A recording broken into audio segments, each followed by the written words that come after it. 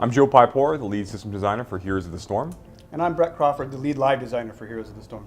So talk about what you guys showed new here with Heroes of the Storm at BlizzCon.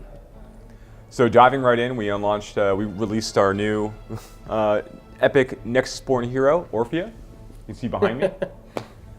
She is the daughter of the Raven Lord. She is the heir of a Raven Court. She is a very interesting new ranged assassin character that we're bringing to the Nexus. What was when we first announced her, I was seeing a lot of anime vibes. I felt like if you guys have seen Naruto, the guy that has a sand thing on his back and sand comes out and like turns into teeth and a fist and stuff. That's how it reminded me of the monster that comes out of it. Yeah, so actually the initial idea for Orphea came from one of our artists, Oscar Vega, who kind of started with a whole lot of different concepts, playing with the idea, going back to like the roots of Heroes of the Storm.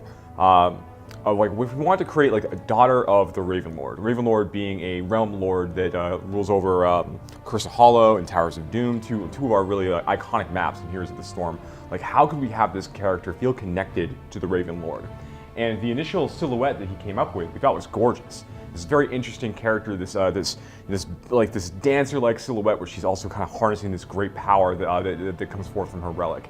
It's very, very interesting, and obviously we pull from all sorts of things. At Blizzard, we geek about other games, we geek about anime and everything else. So we love to draw inspiration from all kinds of sources.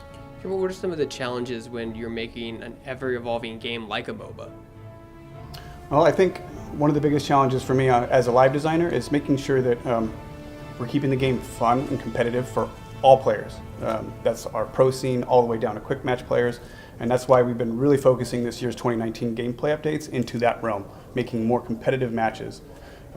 We're doing that through some XP changes. We're doing that through the Call of the Nexus, which for quick match should make a better experience for all players, since we now need a tank, a healer, and a ranged assassin on each team. So we feel like those games are more fun, they're more competitive, and that's kind of where we're driving those changes this year. But that's been the hard part, is making sure everyone's having fun. And we make balanced decisions based on that too. So it's kind of a difficult job, but it's a lot of fun.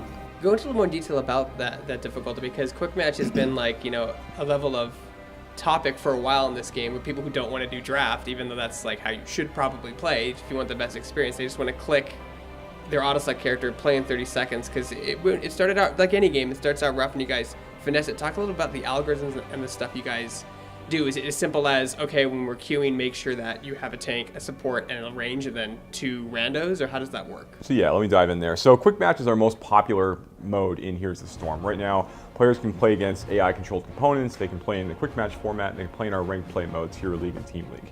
Quick match is by far our most popular at the moment. And we love it because it's a casually competitive mode, like you mentioned, where a player can dive right in. They don't need to worry about like a pick phase or a draft phase. They just get to play the character they want, the moment they want. And that's really great. Like, we love that aspect of Heroes of the Storm, obviously. Sometimes you want to come and play Sylvanas, and at that point, you want to play Sylvanas. Right. That said, that does end up in a lot of situations in quick match where you'll have a team with 2 ranged assassins and 2 melee assassins and a bruiser, and you don't have anybody to really like follow up on initiates. You don't have anyone that can heal you to keep your team sustained or like let you really stay in the fight. This just makes for bad matches across the board. Whether they're quick or not, that's not really the point. So to Brett's point that he brought up earlier in the interview, we mentioned that we're trying to like improve a lot of the core aspects of gameplay in Heroes of the Storm, between XP changes and otherwise. For Call of the Nexus, what we're trying to do is make sure that we have, again, a tank, a healer, and a ranged assassin in every match on both sides when you're playing in the game. We're going to be doing that by basically providing a new incentive. So when you get in the queue for a quick match after Call of the Nexus goes live, which will be coming out 2 weeks after Orphea releases later this month, you'll be able to have you're going to get a 50% XP bonus if you queue for one of these underrepresented roles in Matchmaker. So right now we have a lot of players who will queue as bruisers or ranged assassins, and that's fine. But we're going to give, if you decide that you want to try a tank or try a healer, we're going to give you a lot of extra experience points for doing that. Kind of encourage players to get into those roles and make those groups. It'll also probably speed up how quickly you get into a game. If I'm a healer and we need more healers, you're going to get faster matches that way too. So there's incentives both sides. To be fair, to me it's always been fast, unless it's day 1 of a new hero. That's the only time I've seen queues times longer than 100 seconds. Is if that's a new hero and you're trying to queue it. That's the only time. So it's pretty good right now, I personally think. Right, but balancing that speed of getting into a match with the quality of that match is really important. Because honestly, it's like there's the balance of, we want to make sure that the match itself, the match quality of the experience inside the match is as good as possible, and then there's the speed at which you need to get into it, and those have to be in balance, right? It's very easy to say, like, we don't really care about how good this match is, but we're just going to get you into it in 10 seconds. Like, that's very possible, right? But we have to balance that because we want that experience to be solid.